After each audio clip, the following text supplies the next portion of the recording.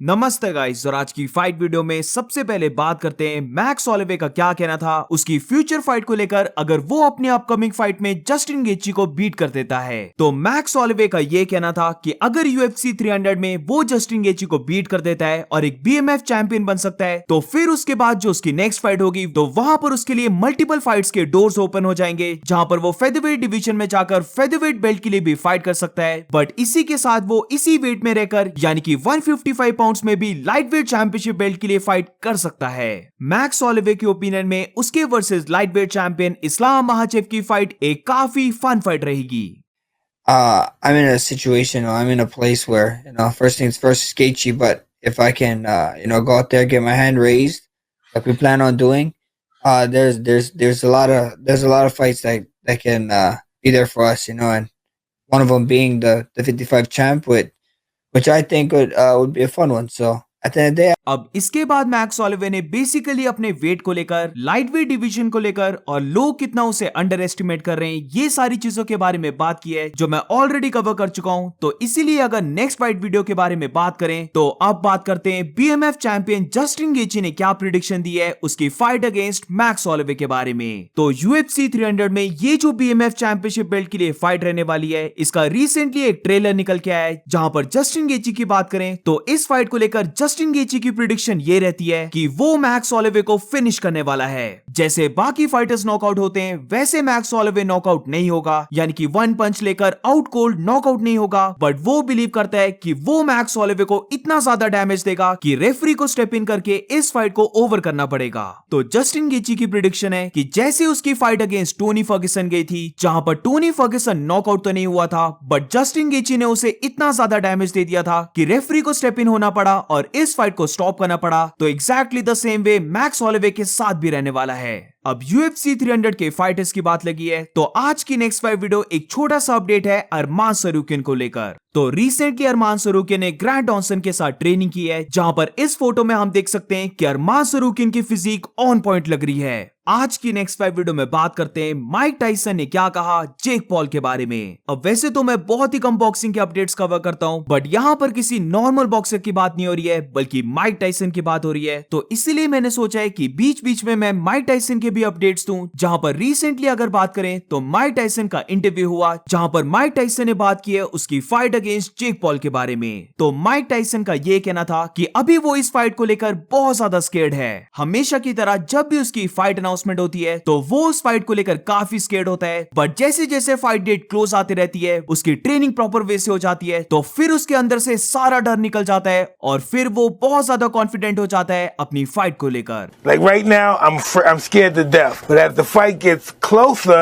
the less nervous I become because it's reality, and in reality, I'm invincible. अब ये चीज मैं already cover कर चुका हूं, जहां पर Jake Paul versus Mike Tyson के रूल्स निकल के आए थे, जो नॉर्मल रूल्स होते हैं बॉक्सिंग के उनसे थोड़े से डिफरेंट हैं। तो इसीलिए ये बॉक्सिंग फाइट एक प्रॉपर बॉक्सिंग फाइट नहीं है बल्कि ये एक एग्जीबिशन मैच है। तो इसी को लेकर माइक टाइसन का ये कहना था कि बेशक इस फाइट को एक एग्जीबिशन मैच बोला जा रहा है, बट उसके लिए ये कोई एग्जीबिशन नहीं है बल्कि ये होने वाली है एक proper real fight. Mike Tyson का ये भी कहना था कि जो भी एग्जीबिशन फाइट्स होती हैं उनके अगर रूल्स को उठा के देख लें तो वो जो रूल्स हैं वो उसके और जेक पॉल की फाइट से बिल्कुल अलग हैं। तो इसीलिए उसे लगता है कि ये एक रियल फाइट है। अब जेक पॉल के बारे में माइक टाइसन का ये कहना था कि उसे नहीं लगता कि जेक पॉल उससे ज्यादा फास्ट है, वो अब हर दिन ट्रेन कर रहा है, उसने इस बॉक्सिंग फाइट को बहुत ज्यादा सीरियस लिया है और बेसिकली उसे लगता है कि वो है इनविंसिबल, यानी कि उसे कोई भी बीट नहीं कर सकता।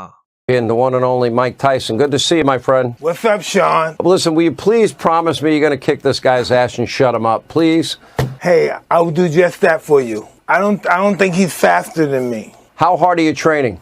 I train every day. How many hours a day Hey, you I training? take it serious. Listen. You've had a chance to assess Jake Paul. What do you think of his boxing ability? I think he's came a long way from YouTubing. I've seen a YouTube of him at 16 doing weird dances.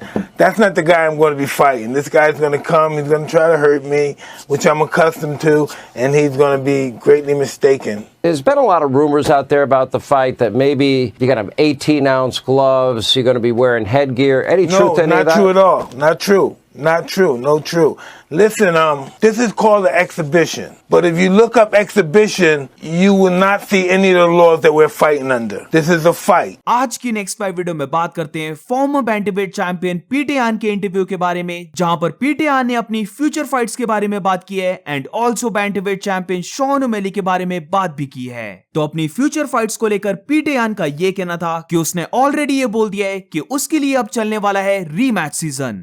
वो interested है Shawn O'Malley और मिराब दिलिशवली के साथ fight करने के लिए। एल्जमेन Stirling के साथ उसका इंटरेस्ट नहीं है क्योंकि अब एल्जमेन स्टर्लिंग फेदरवेट डिवीजन में जा चुका है, तो इसीलिए नेक्स्ट फाइटर जिसके साथ उसका इंटरेस्ट है वो है मार्लिन चिटोवेरा। जब पीटे यान से पूछा गया कि व्हाट अबाउट हेनरी सेहुडो, तो पीटे यान का ये कहना था कि अब हेनरी सेहुडो आउट ऑफ क्वेश्चन बन चुका है। ये इसलिए क्योंकि अब हेनरी सेहुडो अपने रिटर्न पे 2 बार हार चुका है, तो इसीलिए पीटे यान का हेनरी सेहुडो के साथ फाइट करने का इंटरेस्ट नहीं है। अब जिसको याद है तो UFC 299 की प्रेस कॉन्फ्रेंस में जब शॉन ओमेली अपनी वॉक कर रहा था तो वहां पर उसने पीटे यान के पीछे थम्स डाउन किया था। तो इसी के बारे में अब जब पीटे यान से ये पूछा गया कि उसने क्या फील किया जब उसे ये पता लगा कि शॉन ओमेली ने उसके पीछे उसे मॉक किया है, तो पीटे यान का ये कहना था कि उस टाइम पर उसे नहीं पता लगा कि शॉन ओमेली ने उसे मॉक किया है, बट अगर वो वहीं पर शॉन ओमेली को ये करते हुए देख लेता तो फिर उसी टाइम पर वो शॉन ओमेली के साथ फाइट करने लग पड़ता। अब उसी प्रेस कॉन्फ्रेंस में शॉन ओमेली ने यह भी कहा था कि पीटे यान सिर्फ एक फाइट दूर है जिसके बाद वो फाइट करेगा बेयर नकल बॉक्सिंग में। तो इसका रिप्लाई देते हुए पीटे यान का यह कहना था कि शॉन ओमेली के लिए UFC ही सब कुछ है, बट उसके लिए UFC सब कुछ नहीं है। बेसिकली पीटे यान का ये कहना था कि उसका ऐसा एटीट्यूड नहीं है कि वो UFC को बहुत ज्यादा ओवर वैल्यू करे, जहां पर वो बाकी ऑर्गेनाइजेशंस में भी फाइट कर सकता है, क्योंकि मिक्स्ड मार्शल आर्ट्स उसके लिए सब कुछ नहीं है। So that's it for today guys. आज की फाइट वीडियो में बस इतना ही। अगर तुम्हें वीडियो अच्छी लगी हो तो please make sure to like subscribe. मिलते हैं नेक्स्ट वीडियो में।